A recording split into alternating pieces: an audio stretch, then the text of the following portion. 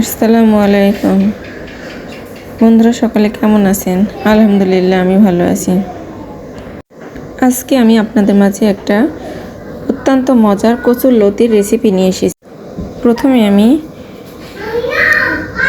Half cup তেল নিয়েছি। তেলের ভিতরে হাফ কাপ পেঁয়াজ দিয়েছি। পেঁয়াজটিকে আমি হালকা ব্রাউন করে ভেজে নিচ্ছি। আমার পেঁয়াজটা ভাজা হয়ে গেলে ভালো করে ভেজে নেব। এরপর আমি এর ভিতরে 1 চামচ সরিষা বাটা, 1 চামচ রসুন বাটা, আধা চামচ আদা বাটা দিয়ে ভালোভাবে মশলাটাকে কষিয়ে নিচ্ছি। মশলাটা ভালোভাবে না কষালে মশলাটার ভিতর থেকে কাঁচা গন্ধ আসবে। এজন্য একটু ধৈর্য ধরে ভালোভাবে কষে নিতে হবে।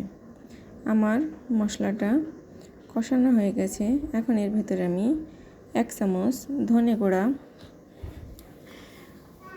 হাফ চামচ জিরা গুঁড়া, 1.5 চামচ মরিচের গুঁড়া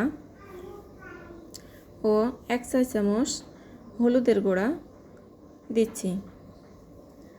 আমার সমস্ত কিছু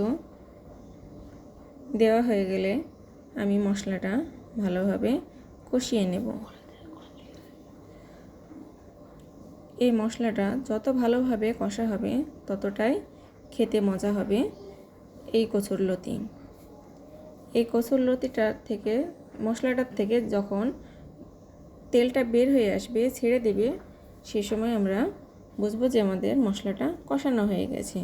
যতক্ষণ না তেল বের হয়ে আসবে আলাদাভাবে, ততক্ষণ আমরা মশলাটা কষতে থাকব। আমাদের মশলাটা কষা শেষ। এখন আমরা এর ভিতরে চিংড়ি মাছ দিয়ে দিচ্ছি 150 গ্রাম। 150 গ্রাম চিংড়ি মাছ দিয়ে আমরা ভালোভাবে চিংড়ি মাছটা কষে নেব। এই খাবারটি খুবই সুস্বাদু হবে। আর লতি প্রতিটা মানুষেরই কম বেশি পছন্দ। লতিটা খেলে রক্ত স্বল্পতা দূর হবে, শরীর সতেজ থাকবে। বেশি বেশি আমরা সবজি খাওয়ার চেষ্টা করব, তাহলে আমাদের শরীরের রোগ প্রতিরোধ ক্ষমতা বাড়বে। এখন আমি ভালোভাবে চিংড়িটাকে কষে নিলাম। তারপর আমি এর ভিতরে লতিটা দিয়ে দিলাম। লতিটা দিয়ে ভালোভাবে আস্তে আস্তে আমি লতিটাকে কষে নিচ্ছি। আমার লতিটা যত সুন্দর কষা হবে তত সুন্দরই হবে এই লতির টেস্ট। দেখতেও সুন্দর হবে, খেতেও মজা হবে। তাই প্রতিটাই রান্না আমরা ধৈর্য সহকারে করব। যত ধৈর্য নিয়ে আমরা রান্না করব ততটাই খেতে মজা হবে আমাদের এই খাবার। এ পর্যায়ে আমার লতিটাকে প্রায় কষা শেষের দিকে, আর অল্প একটু আমরা এটাকে কষে নেব। এখন আমার লতিটাকে কষানো শেষ।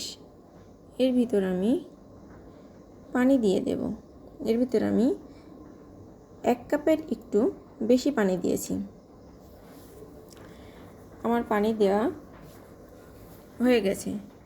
এখন আমি এটাকে ঢাকনা দিয়ে ঢেকে দেব।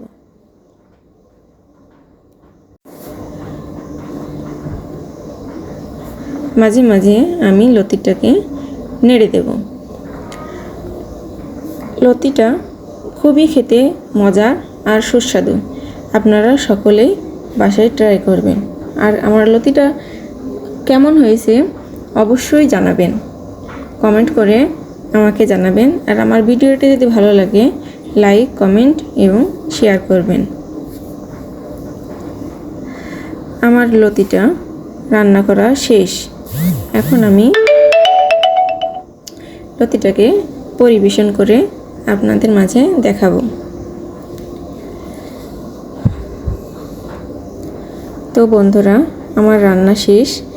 এখন আপনারা অবশ্যই আপনাদের বাসায় খাবারটা রান্না করে দেখবেন কেমন হয়, আর আমাকে জানাবেন।